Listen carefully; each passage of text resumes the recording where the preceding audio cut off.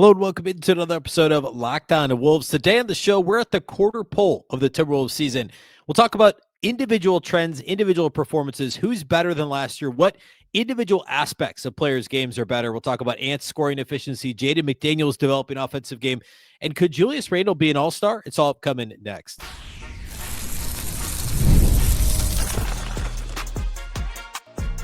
You are Locked On Timberwolves, your daily Minnesota Timberwolves podcast. Part of the Locked On Podcast Network, your team every day.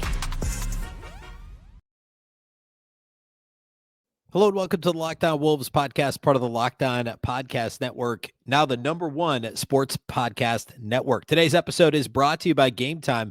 Download the Game Time app, create an account, and use the code LOCKEDONNBA for $20 off your first purchase. Happy Thursday, everybody. Happy Timberwolves game day. The Wolves take on the Pelicans tonight for the second time in 48 hours. Yes, also at Smoothie King Center like it was Tuesday in a weird NBA schedule quirk. We won't talk much about that matchup because we just saw it Tuesday, and man, I really hope things aren't as touch and go as they were in the overtime win.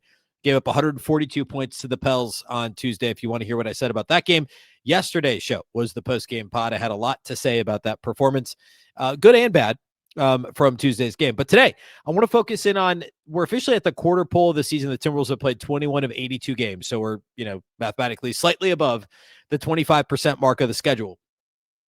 Today, I want to focus on individual player performances. We'll talk about Ant's season so far, Jaden McDaniels, Julius Randle, the three I really want to focus on. We may talk a little Dante DiVincenzo, but those are the three that I think have the most notable individual results now that we're almost 7 weeks through the regular season.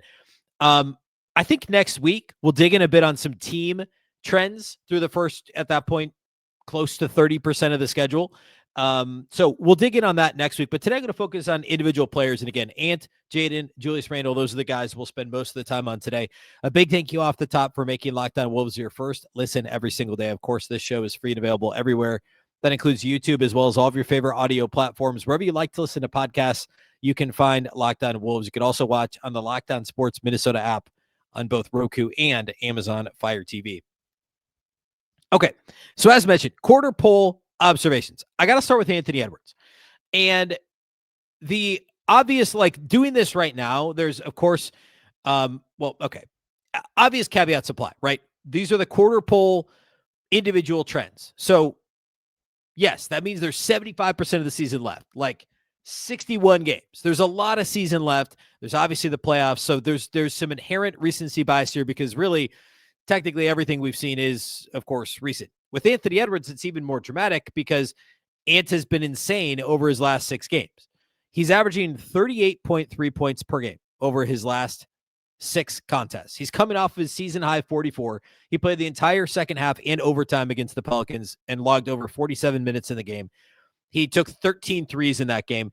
Over the last 6 games, he's shooting 48.4% on threes, which, side note and spoiler to the next topic, Jaden McDaniels is actually shooting better than that on the season so far. But Ant is 48.4% on over 10 attempts per game over his last 6 contests. 5 rebounds, nearly 5 assists per game, over a steal per game. It's been a phenomenal last 6 games. That's only 6 games, less than 10% of the schedule, right?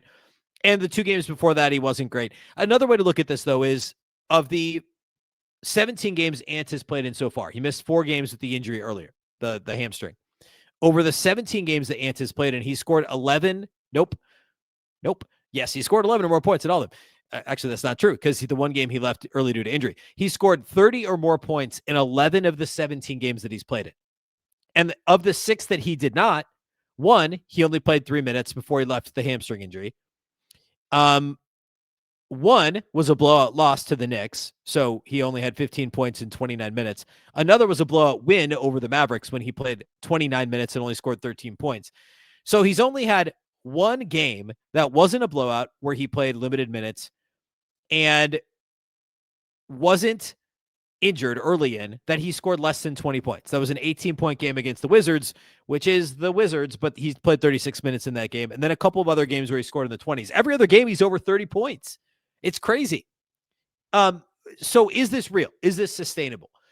Well, I'll give you my best take on it through, again, 21 team games, 17 Anthony Edwards games. I think the things to key in on are his efficiency levels. Right now, Anthony Edwards, like, again, caveats, but this is what we have to go off of.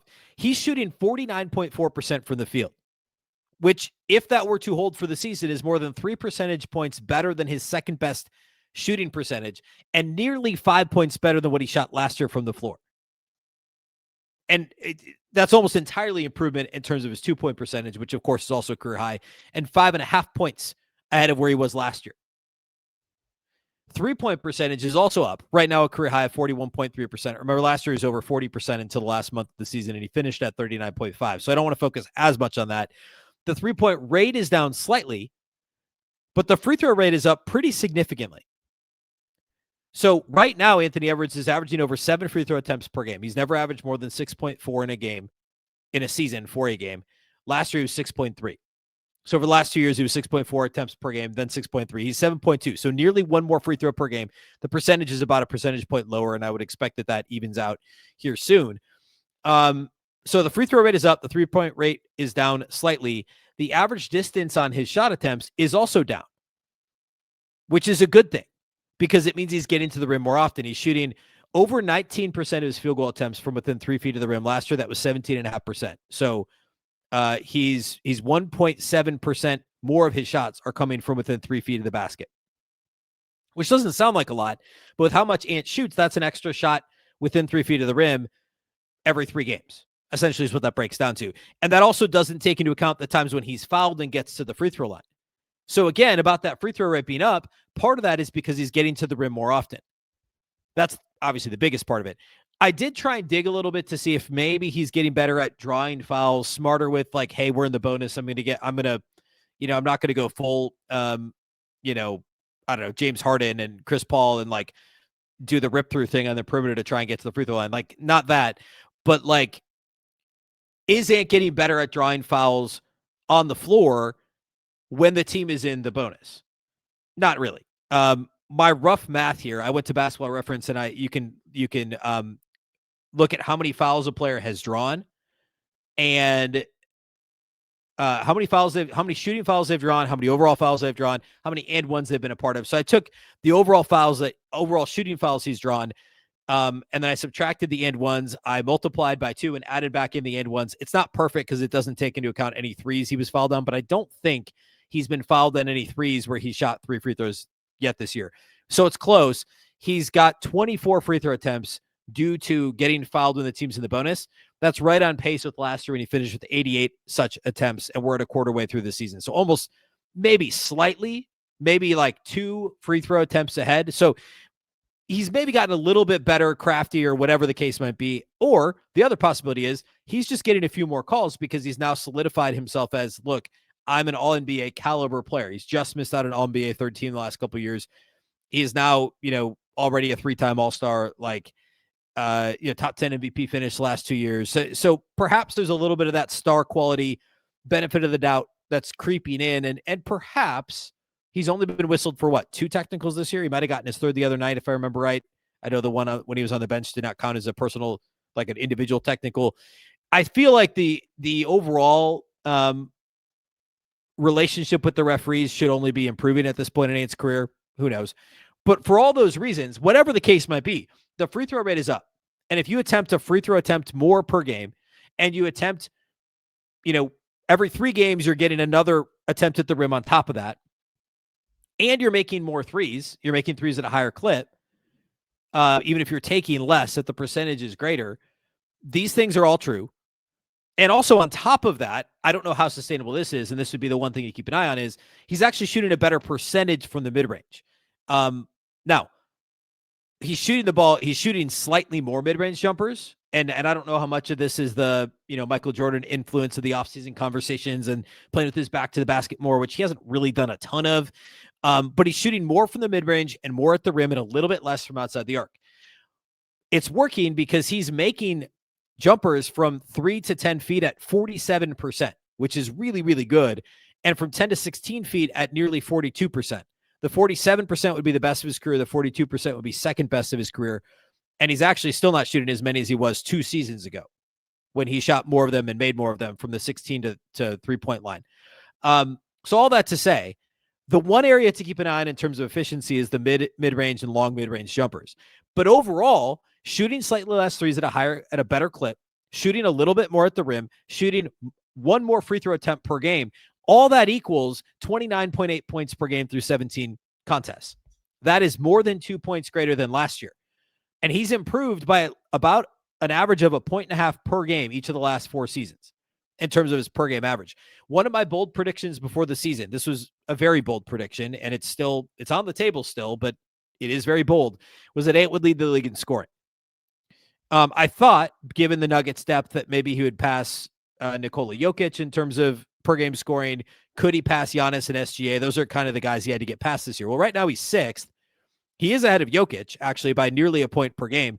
Donovan Mitchell's ahead of him by 0.8 points per game. So is Giannis. Who knows what happens to the Bucks? Tyrese Maxey's having an incredible season, and obviously the Sixers are playing great lately. SGA is at 32.8. That's going to be the toughest one, except for Luka's averaging over 35 points per game right now. Remains to be seen if LeBron James coming back is going to cause Luka's scoring to go down or perhaps go up due to, LeBron distributing more, or LeBron getting some attention. I tend to think it'll cause Luka's scoring to actually go down a little bit, but Ant is over 5 points behind him at this point. Still, top 6 in the league, within a point of getting to number 4. Keep an eye on it. And I really do think that for all the above reasons, the overall scoring efficiency has improved, and we've seen growth there from Anthony Edwards. Can he continue to shoot the ball really well from the mid-range? Can he continue to adjust that shot mix to make it advantageous for Ant, his own efficiency, and the Timberwolves' overall offense? That remains to be seen. All right, we got to talk Jaden McDaniels. What he's done this year is probably the biggest difference year over year of any player on the Timberwolves, at least in terms of a player who's still on the ascent in his career. We'll talk about him. We'll talk about Julius Randle. We'll do all that here next.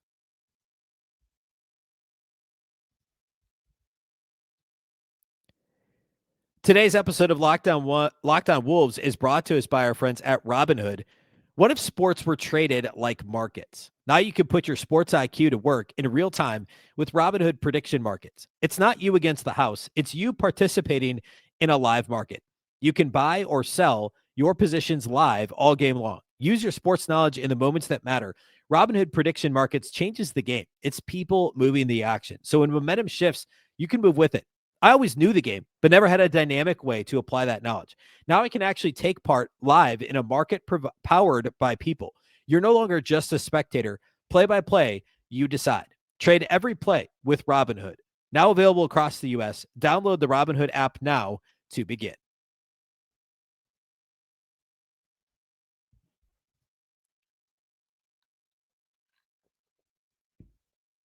Big thank you once again for making Locked On Wolves your first listen every day. And of course, thank you for making Locked On the #1 sports podcast network. We could not have done that without you, the loyal listener, those of you that do make Locked On Wolves your first listen every day. A big and genuine thank you for doing that and helping vault us to the #1 sports podcast network out there. All right, let's talk Jaden McDaniels.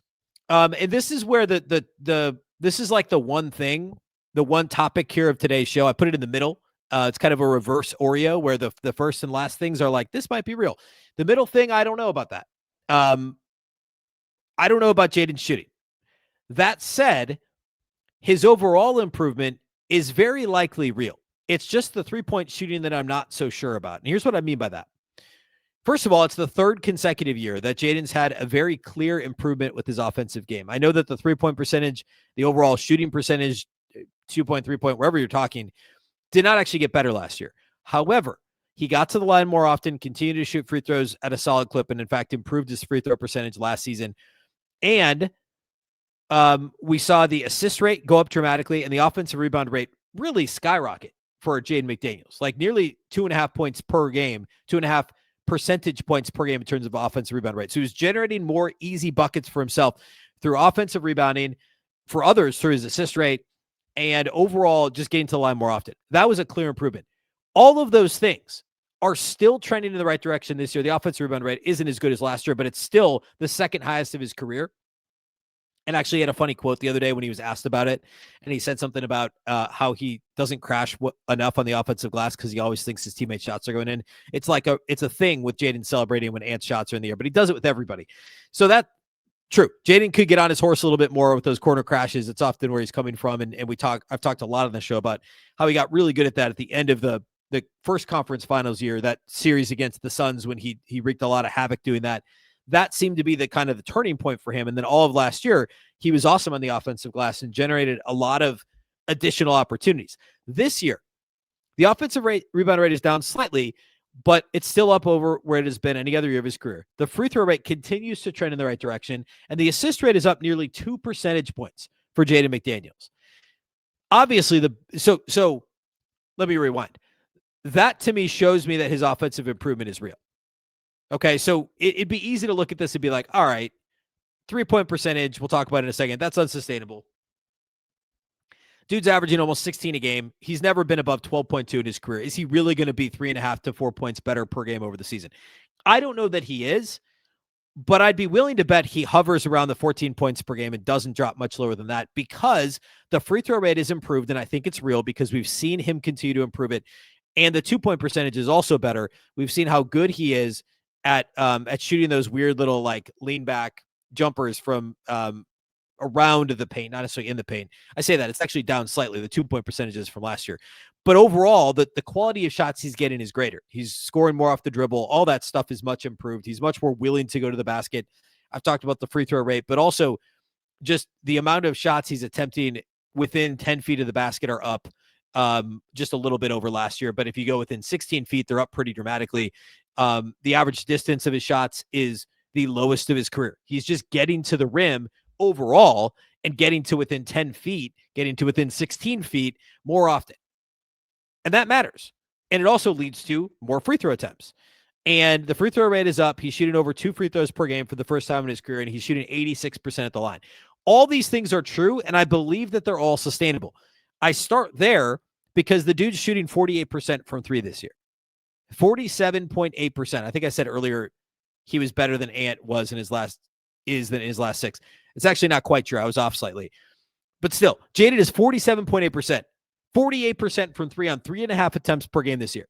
So it's not nothing. It's in fact right in line with his career frequency of attempts. He averages 3.5 attempts per game for his career, and that's what he's doing this season.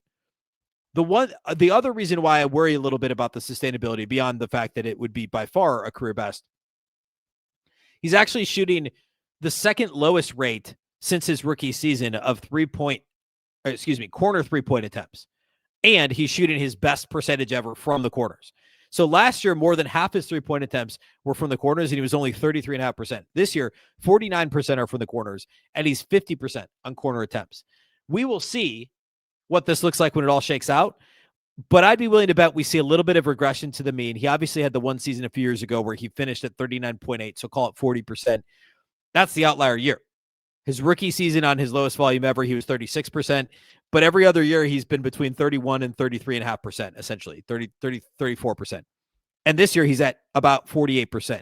So no, I do not think Jaden McDaniels finishes the season shooting 48% from three, but I think all other parts of his offensive game where he's shown improvement, it's all sustainable. It's all very real. The off the dribble creation, both for himself and others, the willingness and ability to attack in the half court off the dribble was simply not there early in his career. I've talked about this a lot in the past, but early on it was pump fake, dribble into a tough mid-range. Then it was pump fake, shoot a tough three.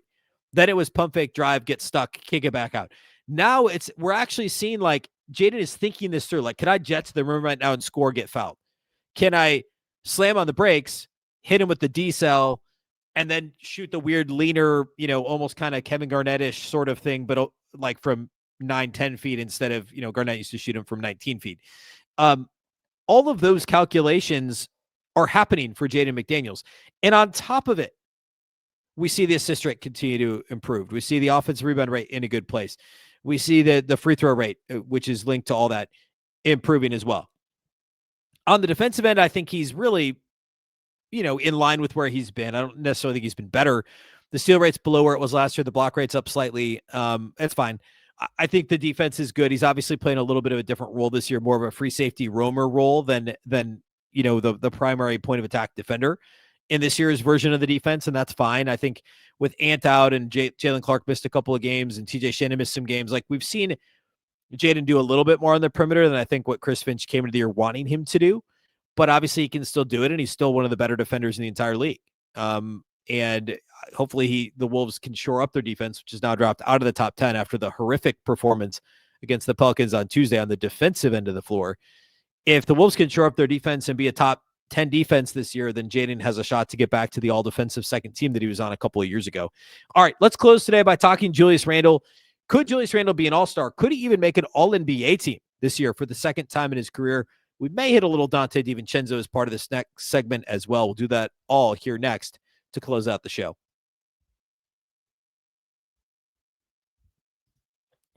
Today's episode of Locked On Wolves is brought to us by our title sponsors at Game Time. The World Cup is coming back to North America for the first time since 1994. And with 48 teams for the first time ever, it's going to be massive. But let's be honest, getting tickets is usually the hardest part. And that's why the Game Time app is clutch, finally giving fans a real advantage when it comes to snagging seats. With Game Time, you can track price drops in real time, get alerts when great seats open, and buy tickets the moment they hit the app. It puts the power back in your hands and makes going to the World Cup realistic instead of impossible. Using Game Time is really simple. You just pull up the app. The layout makes it simple to scroll through matchups and compare seat views. You can pick the game you want, the section you're interested in, and have your tickets locked in within minutes. No confusion and no hunting for fine print. My favorite thing, two favorite things actually, the seat view feature, a game changer. You can see what your view looks like from your seat before you actually buy, and the prices include the fees up front, so there's no last-second surprises at checkout. Take the guesswork out of buying World Cup tickets and every match, concert, or event with Game Time. Download the Game Time app, create an account, and use the code LOCKEDONNBA for $20 off your first purchase. Terms apply. Again, download the app, make an account, and use code LOCKEDONNBA for $20 off. Swipe, tap, ticket, go. Game Time.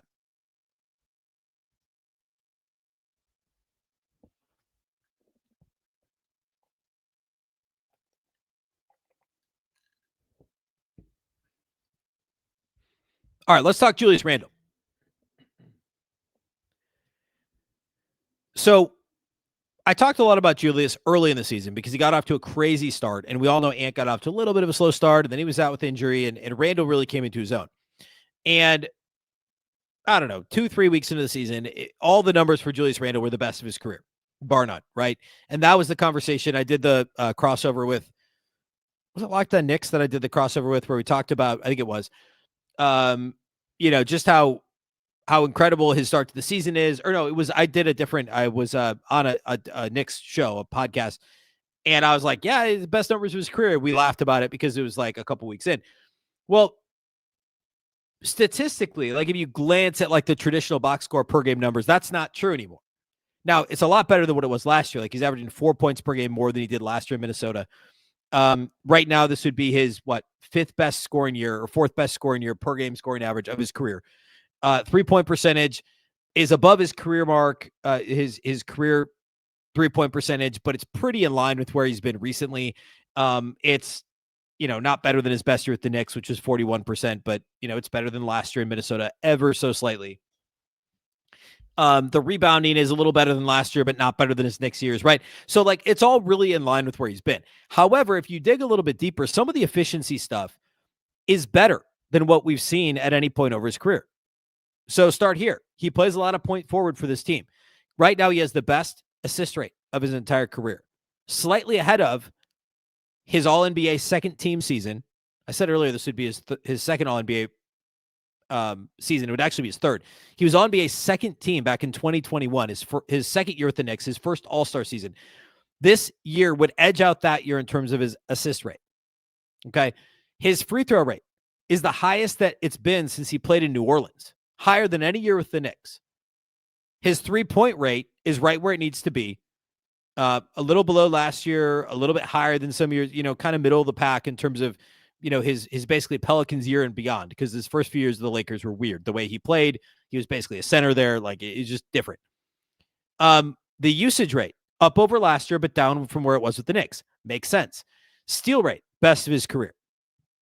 A lot of the defensive metrics would suggest right now, it's the best he's played defensively. It's obviously been kind of hit and miss for the Wolves, but that's has more to do with the overall team concept and some of the issues on the perimeter from the guards and wings more than anything else. But the biggest thing is the free throw rate and the assist rate. Those numbers being up kind of buoy everything else. And a lot of the advanced metrics would say this is the best season of his career to date, even if the counting stats aren't that much more impressive. Again, the 3-point percentage is not like it was crazy for a while, but it's come crashing back down to earth as expected. On top of having the best free throw rate of his career, he's also ever so slightly shooting the best percentage at the line from his career. And I think most of this is sustainable. Now, who knows about like the free throw percentage? The 3-point percentage probably won't change much from where it is now. I think it's going to even out. I should also point out the 2-point percentage is the second best of his career. So some of those things, like, will that be sustainable? I don't know. But I think the free throw rate and the assist rate are sustainable, which again are things that are within, I think, the context of how the Timberwolves play and the personnel around Julius Randle matters. And the way they're asking Julius Randle to play. He was not really a point forward in New York. He was in New Orleans, which was kind of his breakout season. It was with Chris Finch, who was on that coaching staff. It's why it's the pre-existing relationship that Julius and Chris Finch have. And that matters. The Wolves having the ball in Julius Randle's hands more often does matter. And while the usage rate is never going to be what it was with the Knicks because he's playing with Anthony Edwards, he's being used as a creator, and they still have these moments where they clear out that side of the floor and say, hey, look, Julius, go to work one-on-one. And dudes like Jeremiah Fierce have no chance of stopping him, which we saw on Tuesday. A lot of teams struggle with Julius Randle bully ball, and it works, and it takes attention off of Ant. And as long as he's making the right decisions, which he has by and large this season, the Wolves are going to be in a good spot offensively. I should also point out the turnover rate. It's the second lowest of his career. So the highest assist rate and second lowest turnover rate of his career, while having the highest free throw rate. Of course, he's going to be having the best, most efficient season to this point of his career at age 31. And I talked on last Friday's show nearly a week ago about should the Wolves trade Julius Randle. And my conclusion, spoiler, please go listen to the episode, but my conclusion was no, unless they're overwhelmed with an offer that just makes too much sense from a future standpoint, from a building your backcourt standpoint. But I would absolutely not trade him for a John Morant situation. That would be a nightmare, right? But the point is, I think the most important point to take away there is Randle has positive trade value at this point. He's been that good this season. And so there is an argument to be made for selling high. But right now he's pretty essential to what the Timberwolves are doing. And I think a lot of what he's done to this point is sustainable. So if we check back in after another 20-plus games, I bet the free throw rate and the assist rate are similar. I don't think they're going to change much. Some of the shooting percentages may dip a bit. The 2-point percentage and the free throw percentage may be slightly, that's fine. That's fine. Because I think the most important stuff is the assist rate combined with the low turnover rate combined with the high free throw rate. Very important. Very briefly, Dante DiVincenzo, the quick version here is Dante looks a lot like Knicks Dante, more so than he looks like last year Timberwolves Dante. Now finally getting to start. He started all 21 games for Minnesota. He's averaging a career high in minutes per game, second highest points per game next to what he did with the Knicks. His 3-point percentage is above his career average, a little bit below what he's been the last 2 years, but he's over 39% on volume. That's second only to his Knicks season when he just was just jacking shots like crazy. The assist rate is down a little from last year because he's having to orchestrate less offense because he basically ran the bench offense last year along with Nickeil Alexander-Walker. But now he's starting alongside Anthony Edwards and Jaden McDaniels and Julius Randle, who all have the ball in their hands a lot.